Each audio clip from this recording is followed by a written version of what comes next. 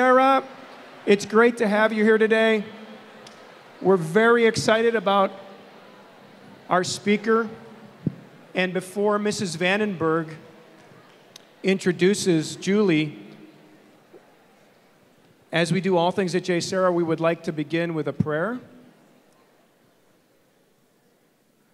So let us begin. In the name of the Father, and of the Son, and of the Holy Spirit, amen. Lord, thank you for this wonderful day and for bringing together so many JSerra families on this morning. And we want to thank you in a particular way for this marvelous speaker we have today. Lord, you created us to be mature, responsible adult men and women. And we pray that we would have open hearts today so that the message we are about to hear would help us as parents groom young people to be those adult, mature men and women. We ask all of this, Lord, in your most holy name, amen. In the name of the Father, and of the Son, and of the Holy Spirit, amen. And now to introduce our speaker, our Vice Principal, Mrs. Donna Vandenberg.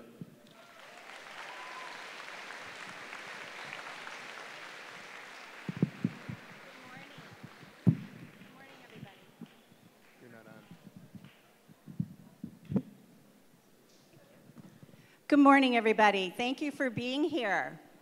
I have to tell you very quickly before I introduce Julie. Originally, I found out about her because one of our counselors, Mrs. Huey, had said to me, we need to come up with a really great speaker for our senior parents. She said, there's a woman that has written a book, and in her book, she includes 8 things that every 18-year-old should know. So I read the 8 things that every 18-year-old should know and realized that I didn't make sure that my kids knew that. So, true story, quick true story, when my youngest went off to college, he called me and said, hey, Mom, I didn't know what I was supposed to do with those Tide Pod things, so I just crushed a couple of them up and threw them in. I go, right on, that is awesome. So I realized then that there were a few things that I probably forgot to tell him and train him on along the way.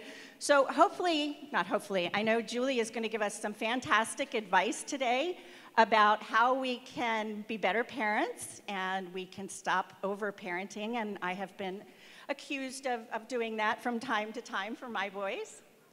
So without further ado, let me introduce Julie. Julie Lythcott-Haims is the author of the New York Times best-selling book, How to Raise an Adult, Break Free of the Overparenting Trap and Prepare Your Kid for Success. In her book, How to Raise an Adult, this came out of Julie's decade as Stanford University's Dean of Freshmen, where she was known for her very fierce advocacy for young adults and her fierce critique of the growing trend of parental involvement in the day-to-day lives of college students. Julie also holds degrees from both Stanford University and Harvard. And without further ado, I would like to introduce Julie.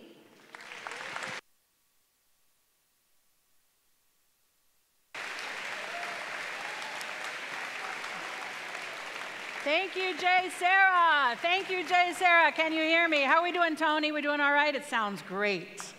So this person with a degree from Stanford and Harvard Law School is going to end up telling you why it doesn't really matter what school you go to. And I hope by the end you believe me when I say it. I am so honored to be down here at JSerra. I live up in Silicon Valley in Palo Alto near Stanford University, flew down last night, and I'm so honored to get to be at JSerra because I know what an amazing school you are, what an amazing community you are. And so when you invite a speaker to join you for a few hours, it's really quite an honor. So thank you. Thank you, Mrs. Thank you, yes. I want to thank Mrs. Vandenberg. I want to thank Mrs. von der Linden. I want to thank Dr.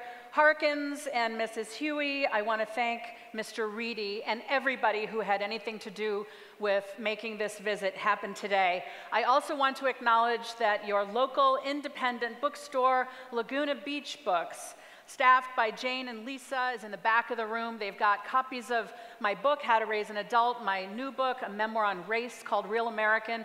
It's easier to buy a book with a push of a button on a phone these days, But in order to keep our communities healthy, we have to support our local bookstores. So please give Laguna Beach Books your attention. Thank you for being here, Laguna Beach. All right, now let me tell you something. I'm a little bit nervous, and here's why. This book has been out for over 3 years. I've talked to communities around the country. I've gone to other countries. I've talked to parents, probably hundreds of thousands of parents at this point. I've talked to kids, probably tens of thousands of kids. But I've never spoken to kids and parents at the same time.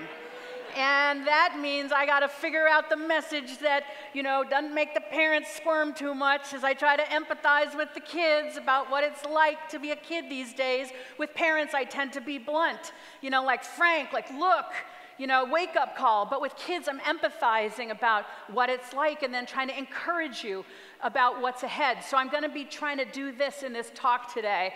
And if you find yourself squirming, I think maybe that's a good thing, because it says that I'm saying something that's resonating with you. Now, whenever I get to be with young people, I want to know who's in the room. So where are the freshmen at? I want to hear you. No, I want to hear you. Let's do that again. Okay? Shh. I want to hear your enthusiasm, freshmen at JSerra. Where are the freshmen? All right. As a dean of freshmen, I loved freshmen because freshmen are new and young and worried and excited and wondering, shh, will I ever be like those older students? Will I find friends? Will I be okay? I have an empathy for freshmen, the newcomers in any environment. So I see you, freshmen. All right, where are the sophomores? Right on. Often the sophomores are so excited simply because they're no longer freshmen. Okay, I get that. And where are the juniors? And are you awake? Juniors, living what they say is the worst year of your life. I hope that's not true. Are you getting any sleep? Juniors, are you getting sleep? No. That's part of what's wrong with the system. I see you, juniors. Shh. My task is to keep the juniors awake today. And where are the seniors? Senior class, getting ready, king of the school, in charge, getting ready to become someone else's freshman. And we have some visitors. Shh, all the students, I want you to know you've got some visitors from St. Catherine's here today. 8th graders here visiting. Where are the St. Catherine students? Welcome. There you go, kiddo. Welcome to JSerra. All right, and where are the parents? And where are the teachers and administrators and all the people who make this school run? All right. And if you haven't yet cheered for yourself, please now cheer for yourself. All right. So today we're going to talk about all the stuff I learned that led me to write this book, How to Raise an Adult, about the harm of overparenting. But parents, don't worry. JSerra didn't ask me to be here because any of you are guilty of overparenting. We're going to talk about what other parents are doing wrong, because you're leaders in the community, and you can go out tomorrow and tell other parents what to do differently, all right? All right. So I've decided the best way to try to communicate my message is through stories. So the bulk of my talk, I hope, if I regulate my time well, will be stories. I was a dean at Stanford, dean of freshmen, working with other people's kids, but I'm also a mom. I've got a college sophomore named Sawyer, he's 19, and I have a high school senior named Avery, she's 17. So I'm going to be telling some stories on myself as well as a parent. Now, kids, if you hear me say something today that you would like your parents to do a little bit of extra thinking about, I hope after today you will feel a bit of bravery so you can go home later and say, hey, Mom, hey, Dad, when that lady said that thing, it really resonated with me, okay? And if you should feel that way, I hope you will say that. And parents, if your teenager comes to you and says, that lady said something that reminded me of something you do, Your job is to put your ego in the other room, button your lips, sit on your hands, and listen to your teenager who is trying to open up to you about a concern they're having. These are the conversations we need to be having in our homes. And I hope what I offer today is an opportunity for better connection and conversation between parents and kids. All right. As Dean of Freshmen at Stanford, I had 1,700 students every year, 17,000 over my 10 years. And while they were incredibly impressive on paper, all of the things on their childhood resume, their transcripts, they were very impressive in an academic paper sort of sense. But over the years, what I noticed was more and more of my students were less familiar with their own self. What I mean is they could tell me what they had done, but they couldn't tell me why they had done it, except, of course, to get into the quote-unquote right college, and apparently it had worked. They could say what they'd achieved, but not how it mattered to them, in their being, in their spirit, in their soul, to their life. And I began to worry about my students. And by the way, what I was seeing at Stanford, deans were seeing across the country at public schools and private schools, tier 1, 2, and 3. This isn't a Stanford thing. It just happened to be where I was to witness this change that was happening to childhood and kids. So my worry was, hey kid, have you ever made a choice in life? Have they let you make a choice? Or are you just really, really, really good at doing as you're told?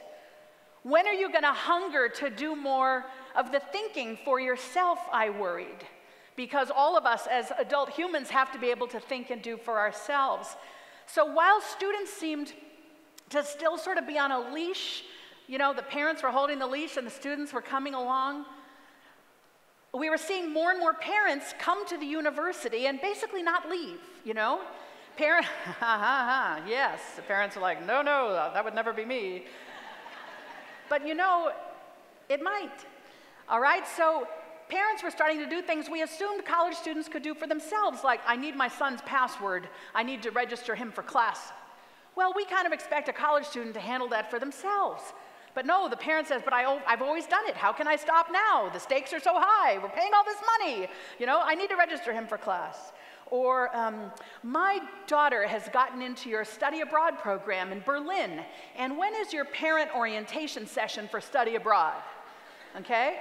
Because the parent needs to go to the info session to hear the speaker and the slides and pay attention so that we can be successful in Berlin, even though it's son or daughter that's going to Berlin. Or the parents would email me, parents of a kid in chemistry, saying, we're unhappy with a grade the chemistry professor gave our child, and we want to talk to him. And part of me wanted to say, here's his email, good luck, because the chemistry faculty were notorious for not wanting to get any feedback from anybody. But here were parents thinking, you know, I argued about kids' grades in high school, and now I'm going to keep arguing, even though they're in college. And at the college level, we feel like, you know what, that son or daughter ought to be able to go and talk to their professor, ask a difficult question, get feedback, get help, and so on. We don't expect that parents ought to be doing those things for kids. Parents were wanting to get involved in resolving roommate disputes. Okay, so I, as the dean of freshmen, worried. I'm a parent. I get why this is happening. We love our kids fiercely. We want to help. But when you see these things happening to 18, 19, 20, 21, 22-year-olds, because it didn't just stop with the freshmen, you worry. When are these young people going to get a chance to really lead and live their own life? So I would give a speech behind a podium every year at the first day of orientation. The provost, who's the second most important person at the university behind the president, he would give a big talk, and I was like the lead up to the provost. And my speech to parents on move-in day at Stanford boiled down to 3 things. You know, I talked for 25 minutes, but it was 3 things. Number 1, trust your son and daughter. Trust them. They've earned this. They have what it takes to thrive here.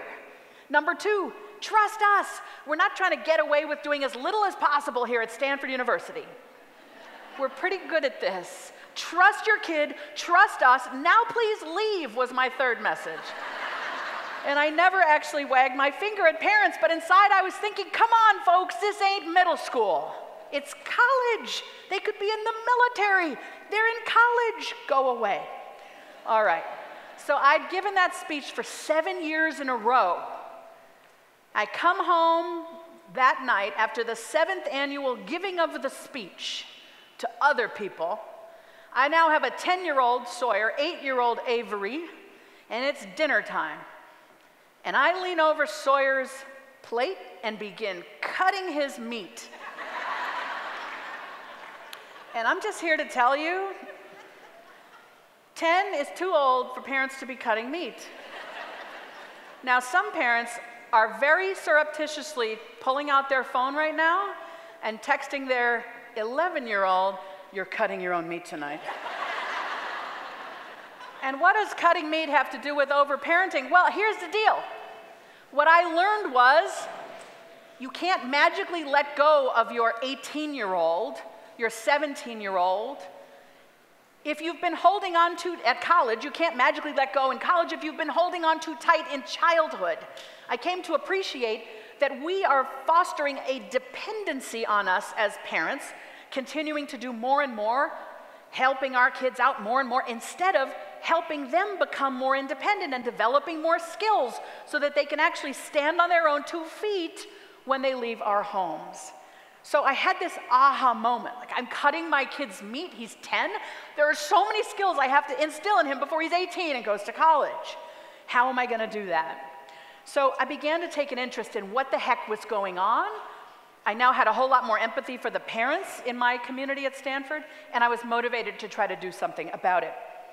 So I came to appreciate that we parents, particularly in communities like yours and mine, we try to engineer everything for our kids so they get to the right future we have in mind for them, right? We adore them. Look around the room. These are treasured sons and daughters, these children, it feels like our very reason for existing. We want the best for them.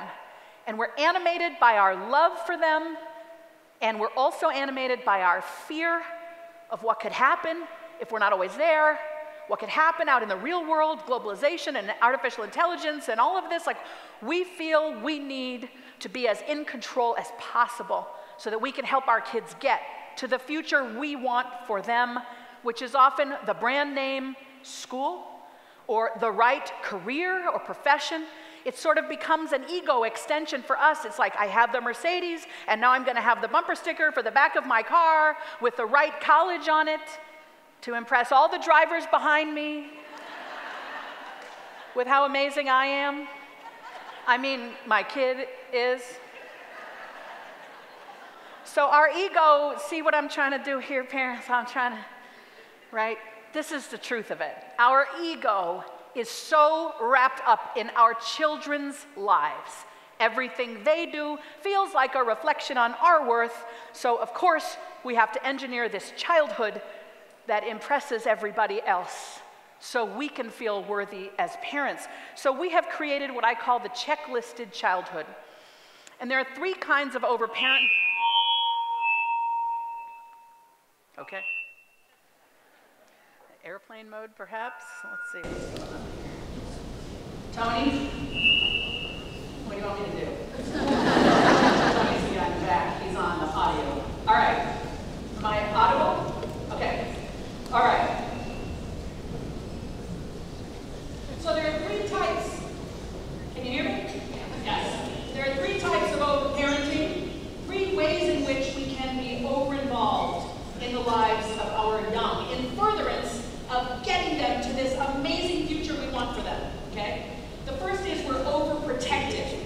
We say, you know what, honey, the world is scary and unsafe, and therefore, I need to bubble wrap you through your childhood, you know? I need to be there to catch you so you never fall at the playground. I need to be there at the play date to intervene if you start to not get along with a kid. I need to protect you from a hurt, a bruised knee. I need to protect your ego from getting hurt. Okay? I need to surveil you at all times. I need to know where you are. I'm going to GPS track you on my phone. Anyone? Yes, anyone know anyone else? Or anyone know anyone who's being GPS tracked? Yeah. All right. Come back. overprotective parent. Shh. Here's the deal, y'all. Normally I talk for over an hour. Today I'm trying to pack it all into about 45 minutes. So I'm just going to try to keep going, all right? All right, so the overprotective parent's approach is, you're not safe, I'm not okay as a parent unless I know exactly where you are at all times. It's lovingly intended, but it means a child can emerge from this childhood afraid, anxious, afraid to talk to strangers. Don't talk to strangers, we tell you throughout your childhood. But then you come to college and your entire life is full of strangers, all right? So the overprotective type. The second type of overparenting is the tiger type, or the fiercely directive type. Hey kid, I know best what leads to success in life, and you will do as I say. You will become a brain surgeon. You will become a concert pianist. You will go to law school. No one ever says, you'd better major in art history, okay? The parents have in mind the things that they think lead to success, and the over-directive parent is basically saying, I love you when you are doing the things I have in mind for you. And the third type of overparenting is the concierge, the parent who approaches parenting as, how can I make your childhood easier, honey? You know, I want to just bring you all the things you need and keep track of your deadlines and, you know, just make sure everything is handled like I'm your executive assistant. All right. Yeah, some of you are like, that's me. That is me. All right. So we create this checklisted childhood, and the childhood goes like this. We want our kids to attend the very best schools, and check the box, we've done that, we're at JSerra, great. And we want our kids in the right classes at JSerra, okay? And not just that, we want to be sure they're getting the right grades in the right classes here, okay? And not just that, the standardized scores. We want to be sure we're maximizing those standardized test scores. So there's all the work that goes in on evenings and weekends to perfect the standardized scores. And it's not just the grades and the scores in this checklisted childhood. We're just getting started. It's all the accolades we hope you'll have, and all the awards we hope you'll get, and the sports you need to do, and the activities, and the leadership. When kids start high school and they say, you know, Mom, Dad, I think I want to join this club on such and such. The parents are thinking, do you want to join a club, honey, or could you start a club? Because colleges want to see that, right? Start a club, show them you're a leader, and community service. Don't forget community service. Check the box to show them you care about others, preferably very, very far away from here. And all of this is supposed to be done to this degree of perfection that none of us adults in the room were held to as a child. The degree of perfection expected of children today is crushing the life out of many, many childhoods, all right? And because it's supposed to be so perfect, of course we have to be the overprotective, fiercely directive, hand-holding concierge parent. You know, we have to bring them the forgotten coat, lunch, sporting equipment, homework, right? What are we going to do if we don't turn in our homework? We are not going to get the right grade, right, parents? We want that A for us and for them, you know, so they get into the right math class the next year and the right, you know, calculus the year beyond, and the intergalactic math the year beyond that. So we have to make sure the homework is in the bag and is brought to school. And sometimes, none of you, but in other schools, parents are doing their kids' homework sometimes. Okay? Raise your hand if you know someone whose parents are over helping with their homework. Hands are going up. All right. Like, this is the secret in the room. It's not just, guys, it's happening everywhere. We have a system that is incentivizing parents to help their kid get the grade instead of letting their kid try and fail and struggle a little bit and improve along the way. All right? So we as parents, in order to achieve this childhood that leads to the perfect future, we have to overhelp with the homework. We have to bring them all the forgotten stuff. We have to track their deadlines and their tasks. We're basically supplanting ourselves into the role the child is supposed to be playing in their own life. And what does this do? Well, we achieve all these things for our kids. When we bring the forgotten lacrosse stick, they can play lacrosse that day. When we bring the forgotten homework, they can turn it in. When we argue with the coach, we might get more playing time for our kid. When we basically coach our kid from the sidelines, even though that's not our job, in the games, in the practices, yelling, coaching our kids, we might actually somehow help the kid along in that moment. we might actually be doing things that are really detrimental. In the long term, whatever the short-term win, in the long term, we are depriving our kids of learning to do for themselves. And this is our task as parents. Our job as parents is to put ourselves out of a job, raise these young people so they can fend for themselves. So no matter what the short-term gain of our overhelp is, and there is gain, it works when we overhelp. The long-term cost is they emerge from our homes without the life skills they're going to need to survive in the workplace or in college. They emerge worrying that their worth and value as a human really boils down to their grades and scores. When our kids come home from school, too often, the first thing they hear from a parent is, how much homework do you have? When are you going to do your homework? When are we going to do your homework? You know? Or, what happened on the math test today? What happened on the side? Do y'all have one of those portals? But no one uses it. Anyone? Anyone, parents? Anyone know a parent who, and this could be you, but you could raise your hand pretending it's someone else, who checks the portal more than once a week? 3 times a week?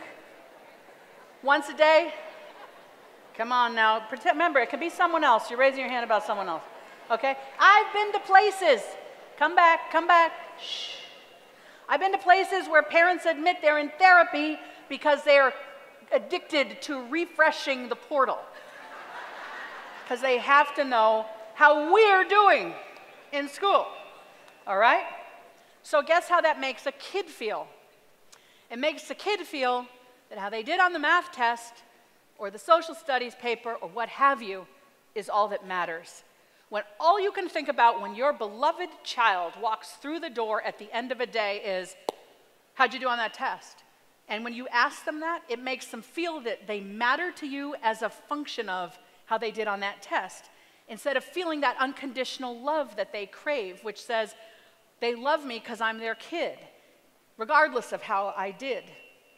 How would you feel, parents, if you came home at the end of a long, busy day and you had barely put your bag down and gotten the beverage of your choice in your hand, and the people who loved you the most said, how was that meeting today? Was it better than yesterday's meeting? Are you going to be better tomorrow? That's sort of how it can feel to a kid when we accost them every afternoon with these need-to-know things about their academics, okay?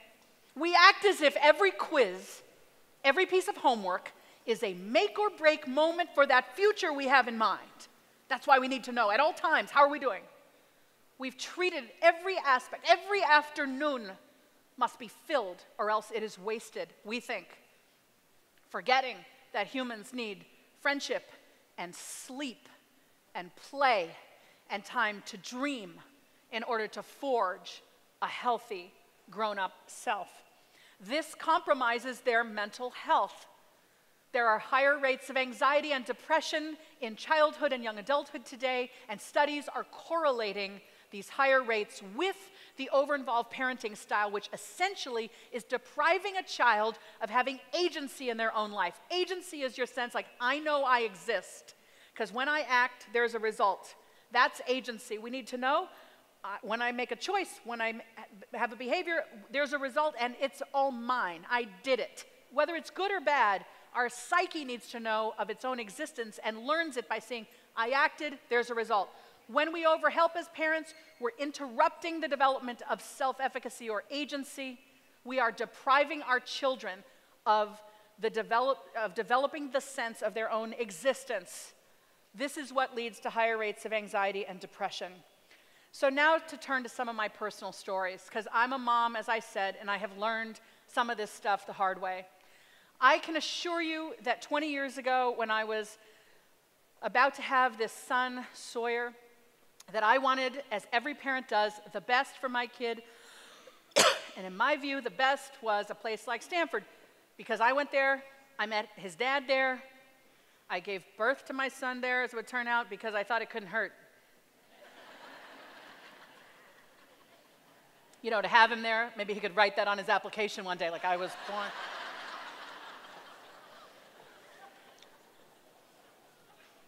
I was that parent. Why would I want anything less? Less. Okay? I thought that there were 5 or 10 great schools in America, and I was darn sure my kids were going to attend one of them. So we buy a house in the Palo Alto Unified School District, one of the best public school districts in America. Rigorous high school, Gunn High School it's called. We wanted our kids to go to Gunn, Henry M. Gunn. So I'm going to fast forward to Sawyer being 15. Now Sawyer is a science guy. Sawyer also likes philosophy, likes to read the news, but science is his thing. He reads constantly. He's the sort of kid who wears cargo shorts to school in high school and would put a book in the pocket of his shorts. And I used to wonder, some of you are like, oh, I know a kid like that. And I used to wonder, when's he going to realize the girls he's attracted to aren't attracted to boys with books in their pants? Until he found one who was. All right, so this is Sawyer. Sawyer says he wants a PhD in genetics. Sawyer says he wants a Nobel Prize. I'd love that. I'd love for us to have a Nobel Prize. So I make it my job to make sure Sawyer is on the right track. So Sawyer's a sophomore. Sophomore, right? Sorry, sophomore, sorry. Freshman, sophomore, junior, senior. Sawyer was a sophomore. He was 15. It was about October of his sophomore year. He was doing 5 hours of homework a night. Does that sound like a lot or normal? Sophomore year. Raise your hand if that sounds normal. Raise your hand if that sounds high. Okay, yeah, the seniors, they're like, that ain't, yeah, okay. All right, come back. Sawyer's doing 5 hours of homework, and I'm concerned because it's not yet the dreaded junior year, right? It's not yet the dreaded junior year where I know his sleep will be compromised. It's everything school all the time. It's only sophomore year. It's the fall, and I'm worried. 5 hours of homework. This kid who does no activities, no sports, okay, he just does his homework, hangs out with his friends, and reads for pleasure every day. This kid's got 5 hours. Plus, he's got ADD, which means things are a little extra complicated. And I'm watching my son come home and just not have time really to read. Even he does a snack, and then he does his homework, and then we break for dinner, and he does more homework. You know, and he's starting to go to bed at like 11:30 or 12, which feels really too late for a 15-year-old. And this goes, I know, you're like, tell me about it, lady. I go to bed at 2. I know, all right. So through the first weekend this goes, into the second week, my husband and I pull Sawyer aside and say, wait a minute, honey, this can't be right. You know, this is too much. He's very bright, he's doing very well, but this is too much homework. And we try to help him with his time management and how do you break a big assignment into smaller chunks. And we try to help him think through how he can talk to his teachers about this to solve this problem of too much work. And he tries these things and the work doesn't let up. And into the second weekend this goes. And the joie de vivre I think of as animating my son since he was born is starting to drain from him. He's coming to breakfast and he's kind of just holding his head up at breakfast, just holding his head up on his hand, his chin, and he's not reading at breakfast for fun anymore. And I'm wondering what's happening to my son who always loved school. This goes through the end of the third week. It is now early November.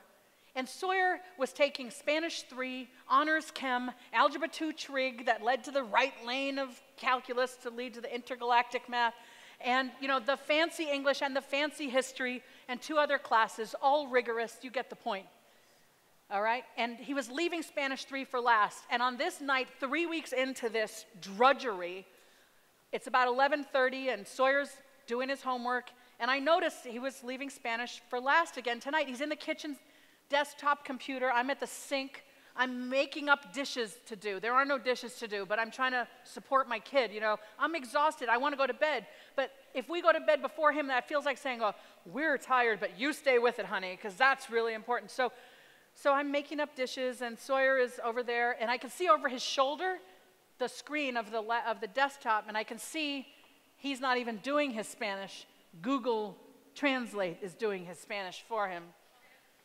Right? And when I'm with kids, I say, he's cheating. And they say, that's not cheating. And I say, I'm not going to argue with you, but it's not learning.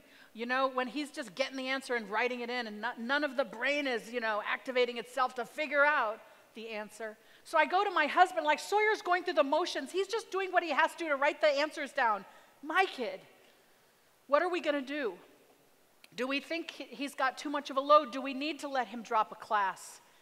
And that month, I was revising How to Raise an Adult, telling other people that there are plenty of great colleges in America, and you don't have to mortgage your childhood for a chance of getting into most of them. Most of them don't expect perfection. I'm writing this down for other people to read, but that night, I had to contend with whether that was true for myself, because I knew if I offered my sophomore a chance to drop a class, some of the quote-unquote right colleges wouldn't want my boy. But what I decided mattered more to me in that moment was my boy.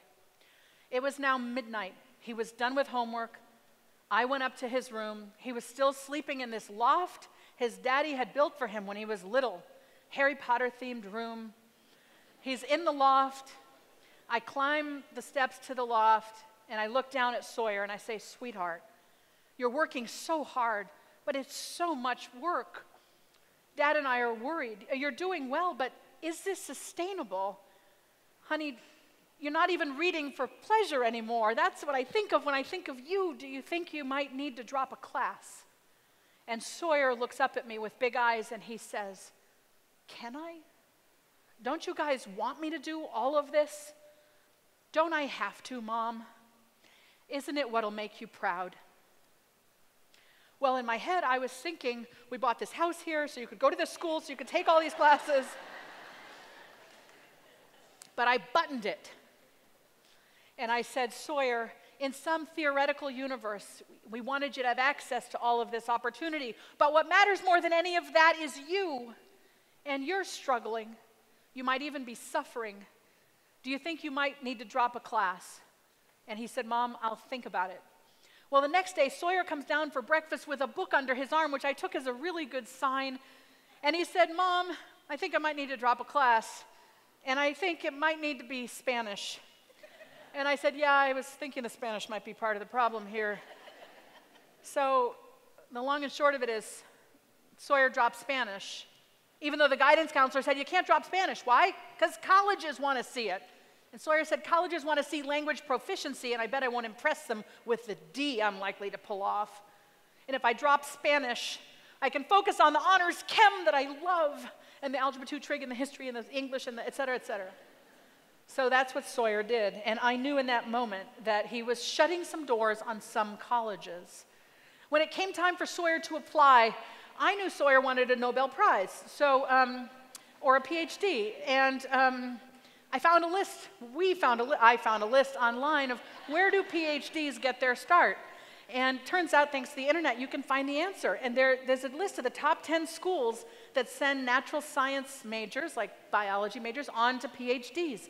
And there are 3 very well-known universities and 7 small liberal arts colleges, like Kalamazoo College in Michigan, and Oberlin in Ohio, and Swarthmore in Pennsylvania, and Reed in Portland, Oregon. So I took Sawyer to visit various places. And Sawyer ended up applying to 13 schools. And he was rejected from 6 of them, probably because he dropped Spanish. Or, because he's imperfect in their eyes in any number of ways. No sports, no activities. Just a reader and a thinker. Try impressing a college with that these days.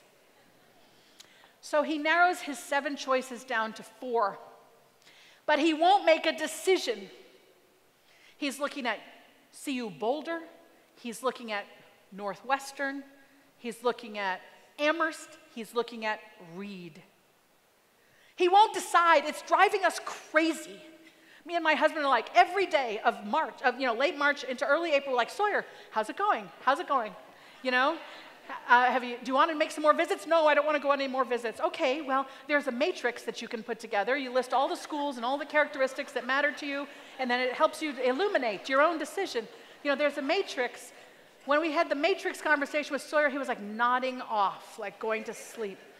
And we were worried, he's not making this decision, he needs therapy. So we sent him to a therapist to go talk it out.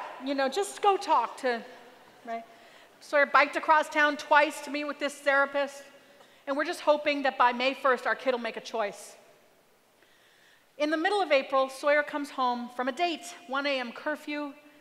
I'm up drinking a glass of wine, my husband's asleep. Sawyer and I had our best mother-son conversations late at night. He says, We were chit-chatting about life and whatnot, and then I must have had a change of look on my face, okay? I did the shift, so he knew I was about to talk about college. I don't even know what it is, but the kids know what it is when we start to get that, like, college look. Okay, so before I can utter a word, you know, how's it going? Are you making your decision? Sawyer says, Mom, and he put his hand on my shoulder, and he said, I have a lot of anxiety about this process. And I said, I know, honey, I know. And I'm like getting closer to him and like, it's gonna be all right. And you just need to make a matrix. And my friend makes a software app, you know, this app with a matrix and you can like figure it out. And he's like, Mom, I think that the root of my anxiety is you guys. And I'm like, not me. I wrote this book. I tell other parents what to do. I'm the authority on these things, and not me is what I'm thinking, but I don't say any of that. I button it, and instead, tears fill my eyes, and I say, sweetheart, I never meant to make it harder. I'm sorry. I love you. Let's go to sleep. Well, I wrestle my husband awake the next morning like, you're not going to believe what Sawyer said. He said it's our fault. So we call Sawyer into our room and we reiterate 3 things. Number 1, we love you, son. Number 2, this is your decision to make, not ours. Number 3, we think you can.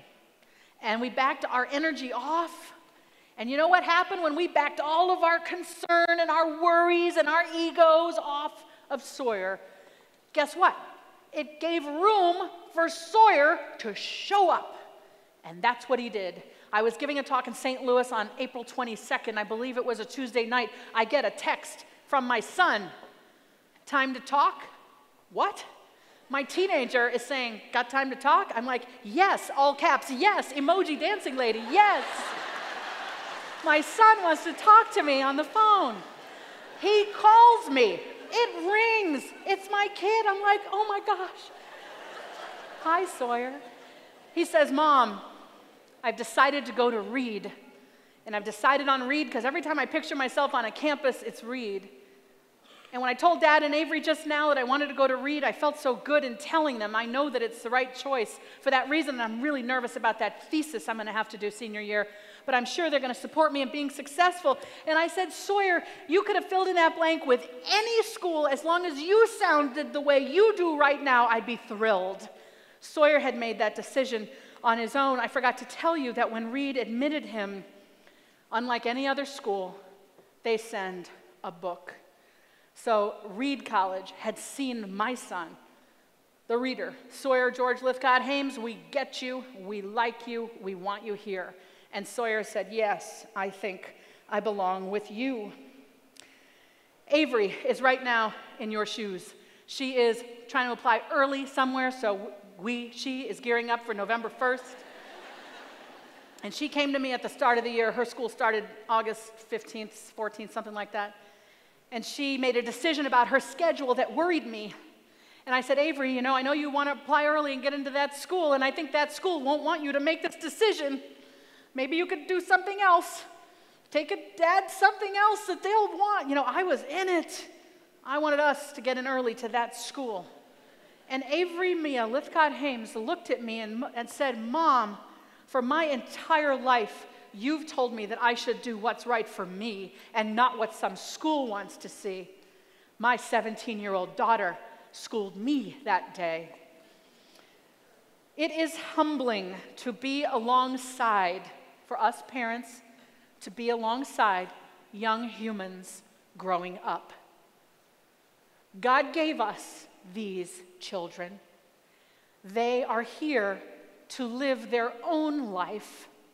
We get to be the grown-ups fortunate enough to be alongside them, not dragging them down the path of their life, not treating them like they're our puppet where we're controlling the strings and they just do what we want, not treating them like they're a robot where we program the instructions and they just execute, not treating them like an investment in the stock market. Are we up? Are we down? Are we getting A's today or A minuses? Oh no, we're going to sell that one short. Giving up on that one. No, They're humans. They're not an investment. They're not dogs on a leash. They're not little bonsai trees. Y'all know what a bonsai tree is? A lovely little miniature replica of a tree that fits in a pot on your coffee table. It's a perfect gardener's replica of a real tree that flourishes in the wild. We treat our children like bonsai trees. We clip and prune them so that they're this adorable, lovely version, our version of the ideal child that lives in our heads. Our children are not bonsai trees. They're wildflowers of an unknown genus and species. We don't even really understand them at times. They're their own thing. And it is humbling to discover that, to acknowledge it, and it is necessary. We gave them life, but life is to be lived. And when we overparent, we're depriving them of that chance to develop themselves into who they will be and make their way in this one precious life. So kids, I have a different checklist for you. There are 5 items on it. And Mr. Reedy, I'm going to go a little bit long, so okay. Here are the 5 items on the checklist before we go to Q&A. Don't worry. Okay. Actually, do they know we've extended the bell schedule? We've extended the bell schedule till 12:30, okay? It's going to be all right, so just bear with me, all right? I know I stand between a bunch of teenagers and lunch, so I got to make this worthwhile. Okay, here are the 5 things, kids, that really matter. Here are the 5 things that will lead to the successful, meaningful, happy life you deserve. Okay, these are the 5 things you got to do. Number 1, it sounds trite and simple, but I think at this school that is very values-based, you understand it already. Number 1 is be kind. You will be astonished at how kindness will pave the way for you in life. When you are kind to another human, it makes them feel better. It also, in the gift of it, makes you feel better. And research shows that anybody watching the kind thing happening starts to behave in kinder ways. It's actually what I think of as our superpower. It doesn't require any lack of sleep or test prep. You have this, you can activate it in every moment you interact with a fellow human or not. Your choice. Be kind is number 1. Number 2, for a successful, meaningful, happy life, try hard. Too often in childhood these days we say, just do your Just do your best, honey. All we ask is that you always are doing your best. Well, none of us grown-ups in your life is always doing our best, I promise you. What we mean is try every time. Try. The real world will knock you down. Try to get back up. The real world will be challenging. Try to meet that challenge. Try. Effort. Make the effort every time. But it's a kinder way to say it than just do your best, because just do your best means only always do your best. What a standard! But try hard every time. Put in the effort and pick yourself back up when the next inevitable blow comes. All right? Be kind, try hard. Number 3, learn to think and do for yourself. You go from being this adorable little toddler who's spoon-fed mashed up peas to this freestanding human. Okay? And it doesn't magically happen. You don't magically become adult on your 18th birthday or your 25th or your 29th or whenever we think adulthood happens these days. Okay? You're supposed to be developing this adult sensibility and skills and so on all throughout childhood. So you have to learn to start thinking for yourself, which means making your own choices. Okay? It means being interested in what are you good at? What do you love? What are you really excited about? We say, find your passion, kid, quick, find your passion by November 1st so you can apply to college with your passion. Okay? We've made passion this thing you have to locate and impress someone else with. But in fact, what we mean is discover who you are, and you don't have to have it figured out by senior year.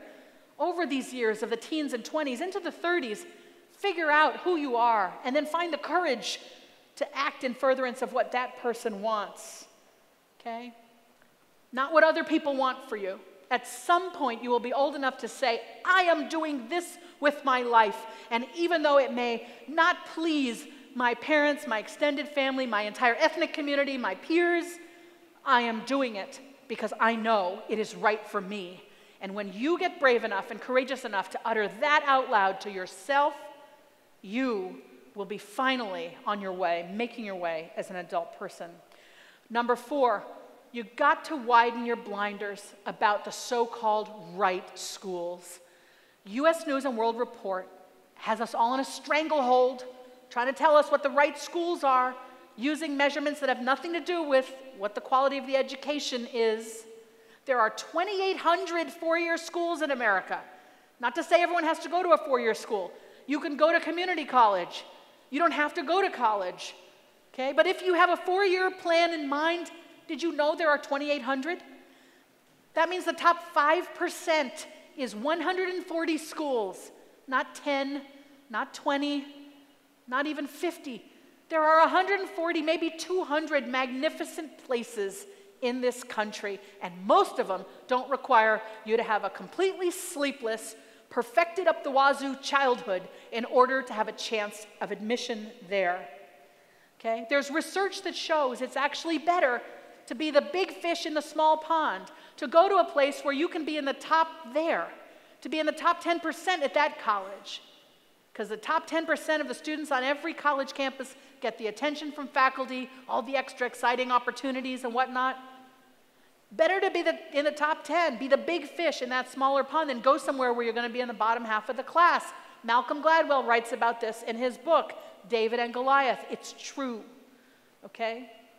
There's also research that shows if you had the grades and scores and accolades and awards and so on to be in the running at one of these most highly selective places, you have what it takes, but they don't pick you. You go somewhere else. Your income 20 years later is no different from those who did go there, because it's not about the school, it's the kid. Who are you, and how did you show up wherever you ended up going to college? It's all about you. It's not about the brand name. So I want you to be proud to wear any sweatshirt. I know this is a school where the seniors get to wear the sweatshirts of the schools they're applying to, which is awesome, and I want to be sure that no one is ashamed to wear the sweatshirt because they're worried what their peers are going to think. Okay? Can we support each other?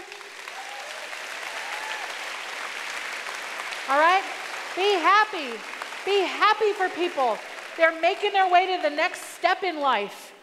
Let's not make this a popularity contest, right? The best fit for you is what matters, not the school at the top of the U.S. News and World Report list, okay? And parents, there are so many wonderful schools, like Reed, where my kid is, doesn't participate in U.S. News, so U.S. News dings them. They say to any school, if you don't send us your scores, we're going to pretend they're 200 points, SAT, 200 points worse than your peers. And so they punish schools for not participating. You've got to discover the schools that aren't at the top of the list. There's a great list called Colleges That Change Lives.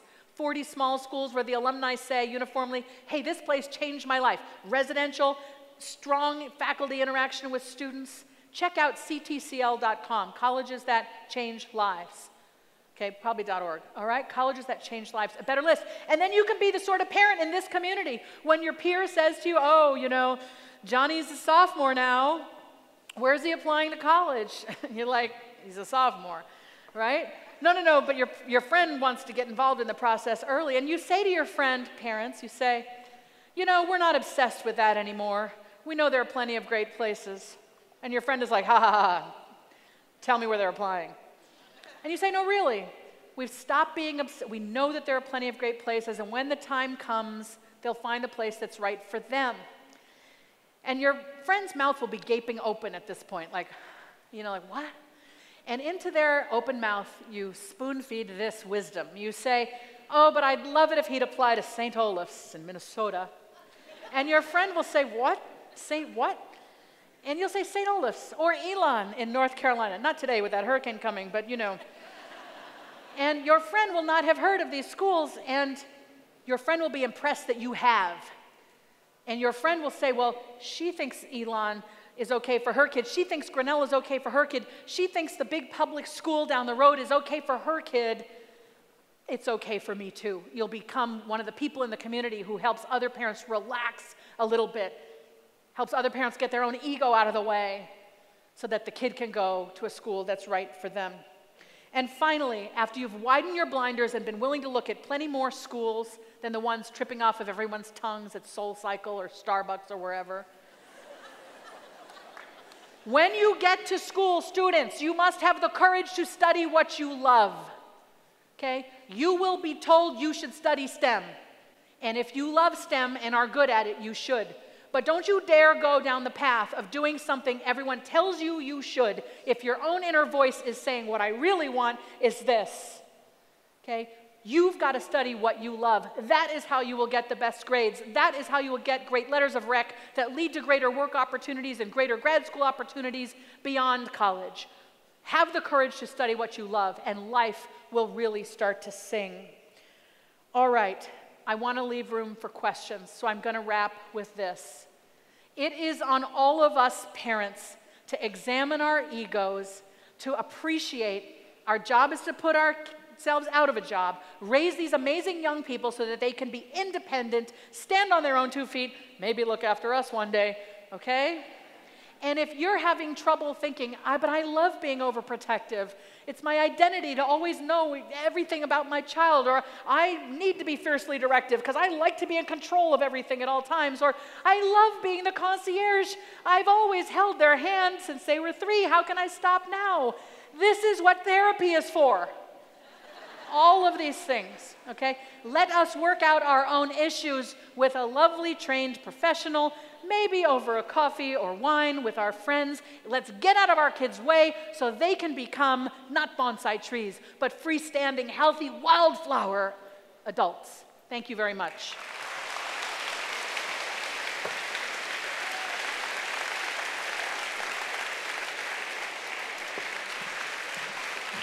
Okay. Thank you. Appreciate it. Let's take some questions. We've got Mike. Who's got a question? Don't be shy. You can phrase it as a hypothetical.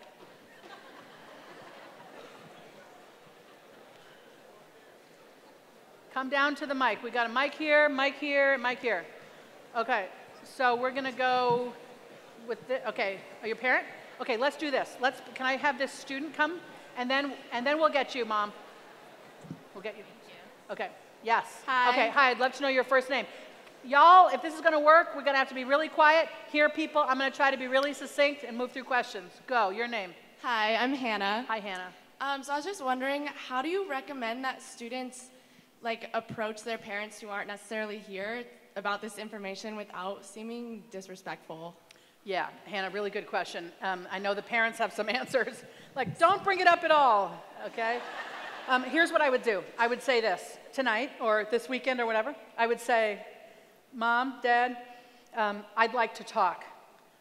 Could we find some time to talk? That will blow them away. And they'll think maybe something is wrong. And you could say, nothing's wrong. Don't worry. I just want to talk about a few things. Don't worry. Okay, then you're sitting down and you say, I love you. I love you guys. I want you to know I love you, and I know you love me. And now you have prepared the container in which to have a decent conversation.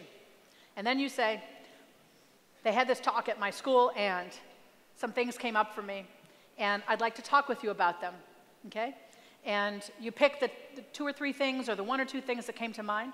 And by reassuring them at the outset that you love them, you might also say, and I know you've raised me with good values, and I know you want the best for me. I heard this lady say this, or this is what came up for me when this lady said this, and I'm starting to think about what's right for me going forward, and here are my thoughts, and I'd really like your support. That's how I would start. How does that sound to the parents? Okay. Good luck, Hannah. Thank you. Thank you. Okay, let's go here. So first I want to say you've been hiding in my kitchen, and I don't think that's very cool, and I'm sorry to my student, because I'm guilty of all those things. We all are. We're all doing it. There was an article in the paper today, and I'm hearing what you're saying and agreeing with all of it, but the article was all about when they go away, because I've got one that's at one of those schools with the hurricane today, and it's talking about powers of attorney and what happens when everything goes wrong and all of those things that you should do, that I've made a checklist of I need to do those things. Do I really need to do those things, or am I still being overprotective? Okay, so you're talking about you've got a kid in the hurricane zone? And Yeah. Okay, so there are actual emergencies that require our attention. So I'm okay? That's one, Okay. yeah. I think my point is this. Good job, you're doing fine. However, shh, the point is this, we treat everything like it's an emergency. You know, oh no, she got a flat tire on her bike in college. I need to drive out there and fix her tire. No, you don't. One of the most loved outside of emergencies and truly serious situations lie the other 95% of things. And the most loving thing we can do when our college student says, you know, I got a bad grade, I don't like my roommate, you know, I don't know when my test is, we text them back and say, oh, wow, that must be frustrating, or oh, I'm sorry you're feeling that way. Empathy, empathy, and then how do you think you're going to handle it? And you're signaling to them, it's not mine, it's yours. But when we've overparented them, we've handled everything for them, we've taken all their burdens on, we're trying to transfer it to them, and it's not cruel, okay? What's cruel is to raise a kid who has no skills, okay? So we want to be gradually shifting. There's this 4-step method for teaching any kid any skill. First, you do it for them. Then you do it with them. Then you watch them do it, and then they can do it completely independently. And we're stuck here in steps 1 and 2, doing it for them or with them. We need to shift to step 3, where we're near, but kind of they're doing the talking. They're turning on the stove. You know, they're filling out the form. We're there to give advice, so that finally they can move to step 4 and do it independently. Fill out forms, talk to strangers, make appointments, handle their deadlines without us being there. That's this trek that we're on, okay? Except for emergencies, when you want to swoop in and be like, hey, I'm here. Okay, next. I'm here, I'm not there. Right, okay. Your name? Hi, I'm Sophie. Hi, Sophie. What is the most shocking experience you've had with helicopter parents as Stanford's Dean of Freshmen? Well, gee. You know, there was a kid who arrived freshman year, had shipped a bunch of boxes, you know, UPS, and the UPS truck came and dropped the boxes off on the sidewalk outside of the dorm. And the boxes stayed there all day, like 8 big boxes, and they stayed there until the next day. Fortunately, it wasn't raining. And finally, the person who ran the dorm said, what are these boxes doing? Who do they belong to? Oh, they belong to this kid. And they went to the kid and said, hey, you know, why are your boxes on the sidewalk? And he said, oh, I didn't know how to get them into my room. And the point is, the kid had never been allowed, like, to talk, ask for help, talk to people. Like, he didn't know how to work with humans to kind of get stuff done. Okay, so that was sort of bewildering, and I felt like, oh no, you know, I didn't meet the parents, but that was sort of, you don't want your kid to be bewildered on a sidewalk, right? Yeah. Okay, yes. Hi, I'm Paul. Hi, Paul. Sorry, was that loud? No problem. So as most of us know, you went to Harvard and Stanford. Yeah. Growing up, how were you raised? Were you helicoptered by your parents, or did they kind of take more of a relaxed approach? I think my parents were tiger types. Some people think tiger parents are only like Chinese American or Indian. No. My white British mother and my black African American father were kind of tiger types. And I went to law school thinking I was going to help people, but I was so insecure when I was there. This is kind of in my next book on race. I was so insecure when I was in my young 20s, I felt I had to do and be what people wanted. I was a people pleaser. In order to meet their approval, I felt better about myself. So I was on that path, checking the boxes, doing the right things, and I thought I was expected to go into corporate law. And so even though I had gone to law school to help the underserved and the marginalized in our nation, I was so insecure I went to corporate law to get the approval and the applause of society. And I was a lawyer at a law firm called Cooley Godward here in California, and I was getting well paid, and I had the nice outfits and the leather briefcase, and the work was sucking the life out of me 1 hour at a time. Not to knock corporate law, but I should not have been doing corporate law. It was not aligned with what I knew to be true about what I was good at and what I loved. So that experience taught me, you know, that we humans, we can be outwardly successful, checking the boxes, having the right brands attached to us, but if we are not authentically feeling, this is where I want to be, this is what I want to do, then we will wither. The soul and spirit drains from us. We become drones in our own lives. Doesn't matter how much money you have. If you don't like what you're doing, if it doesn't feel fulfilling and rewarding, you feel like this drone in your own life. So I learned that lesson in my mid-20s and set out to become a university dean to try to help students listen to their own voice sooner than I was able to. Good luck to you. Next, yes. My name is Stephanie. Hi, Stephanie. I have a question, which is, what is your opinion and views on phone and technology restriction and freedom? No.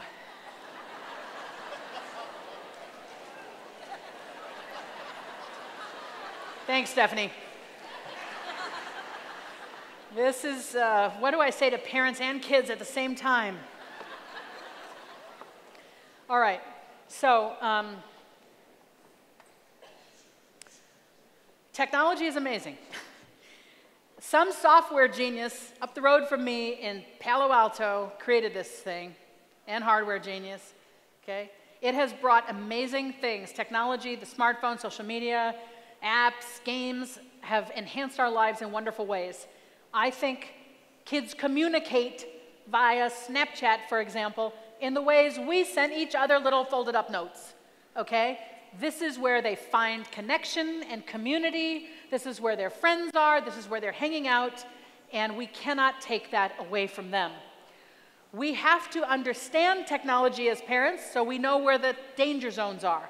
We have to be educated about various technologies. Common Sense Media is an amazing resource that can teach parents about what's happening with technology, what's dangerous, what's good, okay?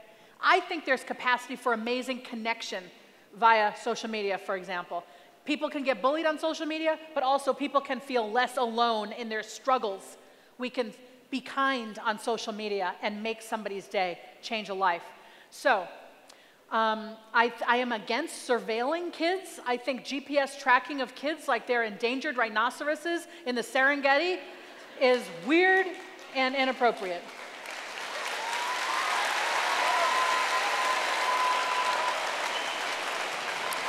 And now this,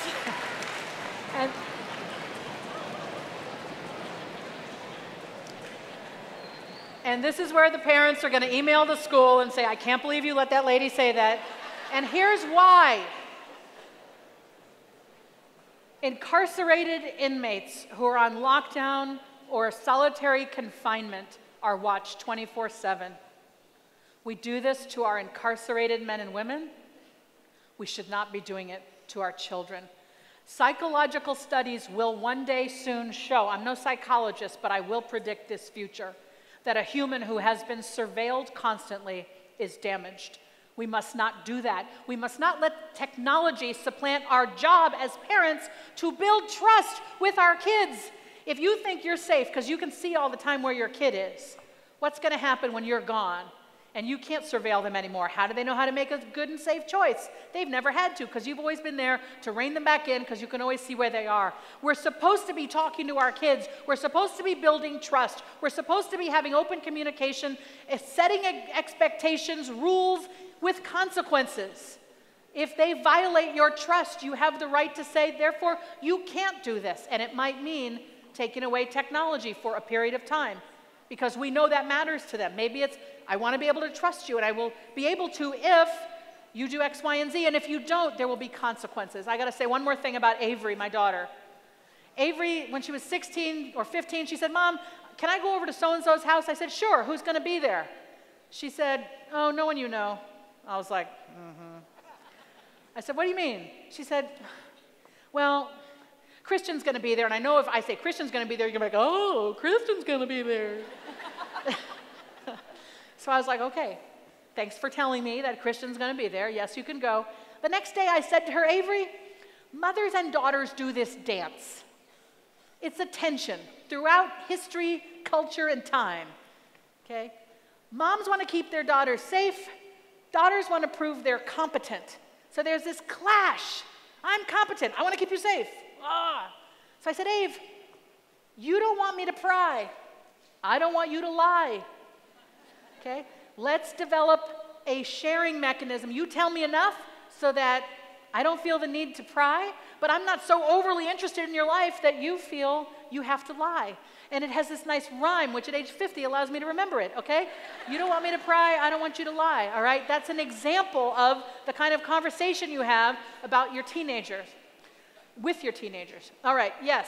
Hi. Hi. We have time for one more question. Okay, we're gonna take you and you, we're gonna go very quick. Okay. Go ahead. So I'm Olivia Huey. Hi, Thanks Olivia. for being here. Thank you. We have a good number of international students from China. Yeah. Yeah. So my question is, how do we help them reconcile this U.S. News and World Report list that is serving as the Bible for a lot of the parents that are not here, that are back home? Right, and different than there's a Guangzhou, there's a test in China. You've got to like do amazing on the test in order to have a decent chance at a future. It's not true in the United States of America. It's really about teaching how this system is different. In my book, I talk about, you know, the various options, the various types of schools, the schools that don't require testing, okay? There are so many better options. You know, like the honors college at a great state school can be often the best investment because it's cheaper and the academics are amazing. You know, these are examples people just aren't aware of. So it's educating folks about the difference in the US system, okay? Yes, you're gonna be the last one, your name and class. I'm Ryan, and I'm a sophomore. Yay. So I was wondering, you're telling us about how our parents, you're saying that they didn't really know much. That's what I kind of got from it. But our parents, they've gone through this road, and my mom always keeps stressing that she's gone through this and she knows what's best for us, and I believe that. But I think there are some things that we know better than them. So how do we get that mindset to change? Yeah. Ryan, yes.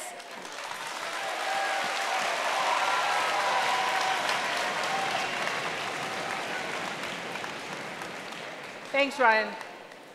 Your parents do know a lot. Your parents are older, they're wise, they're more educated, they've had life experience, and they want the best for you. Hold on, guys. And it's different today than it was when they were coming up. The situation is different, the process is different, and you yourself are not your mom. You are here to become yourself. You are attuned to what am I good at, what do I love, how do I want to make my way. I'm going to take my parents' great advice and let it inform the choices I make. But as you grow older and older, they will be your choices, and the advice will be less and less of a demand or a command and an offering, and you can do with it what you want. Okay, this is to lead your own life. Respect them, love them, adore them, thank them, but start to do what you know is right for you. I'm going to end it there. Thank you so much, JSerra.